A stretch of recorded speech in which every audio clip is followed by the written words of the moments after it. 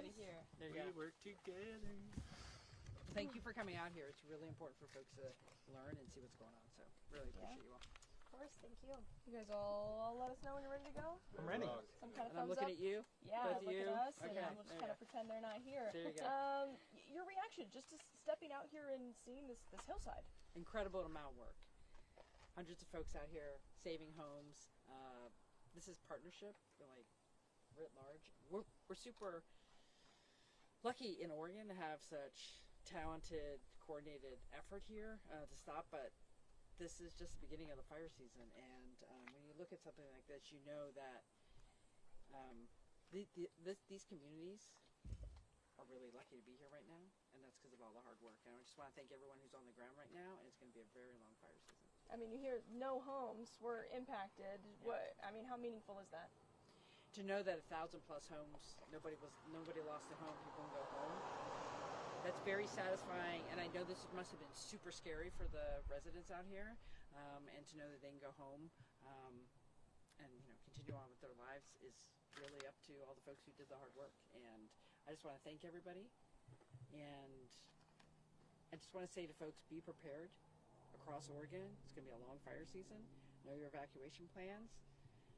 Get that vegetation away from your homes.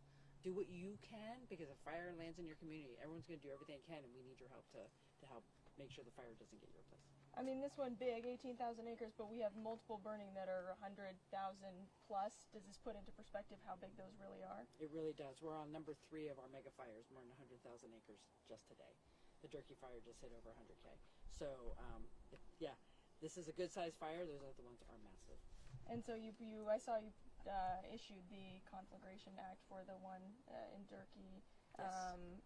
At what point do we say, wow, we have so many burning at this point, we're running out of resources, we're running out of money?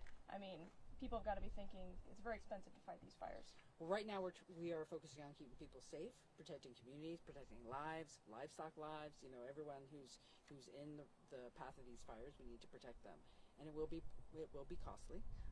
But we're doing everything we can right now to protect people, and then we'll worry about the bill later. But this is the type of fire season that really hits home the idea that this is the new normal for our state, and we all have to do our part to don't start a fire, protect your home, and we're going to have at state a long-term discussion about how we're going to continue to fund seasons like this. What are some of the stress points for our state right now in terms of like wildfires and equipment and being able to fight those fires?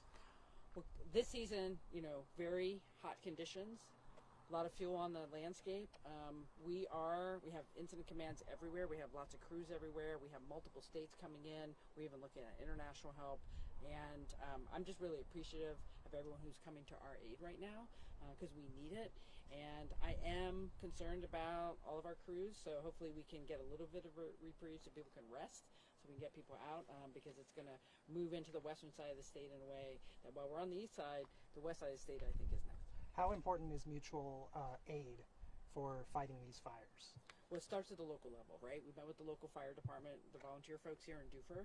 They're that front line. Then the regionals, then the state, and then bringing in folks from out of state. We have the National Guard mobilized. It takes all hands on deck to make sure we can fight fires in the best way possible. And I'm just really appreciative of every Oregonian who's doing their part right now, and all of our partners from other places. You say international help. Is that unique? It's rare, but we do have firefighting crews who come in from other countries.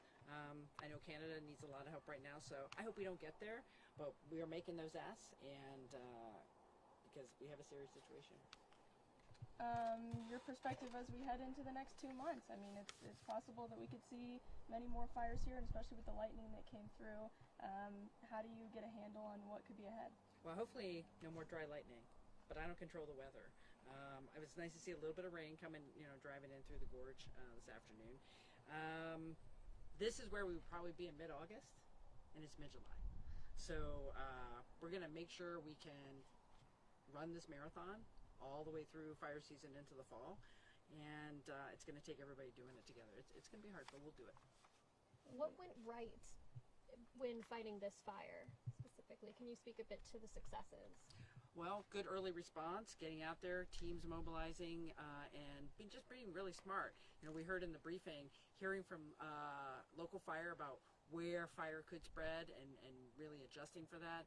So you have your locals who know where to go first, and we bring in those resources. So quick response, getting, you know, the additional air support for drop in water has been helpful, and we just want to be able to maintain that type of response all the way through the fire season. And right now, everyone's pushing hard, working really long hours. And as a governor, I just want to say thank you for all the work they're doing. Last one, why is it important for you to come out here and see this firsthand? I don't think you can totally get a handle on the scope of this until you're here, see it, see where the line stops, because you just know how much work it took to stop this from going any further.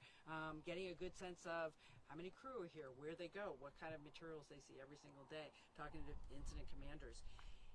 You just have no sense until you're out here and seeing it.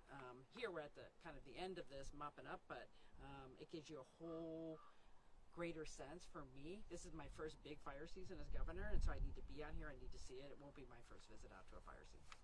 Okay. Thank you so much for your time. Thank Thank you. you. Really appreciate it. Thanks, everybody. You take care. Do you Thanks. want to twist? Can we ask you about President Biden while you're here? I made my statement. That's all I have for the day. So You sure? That's all I have. Thank you.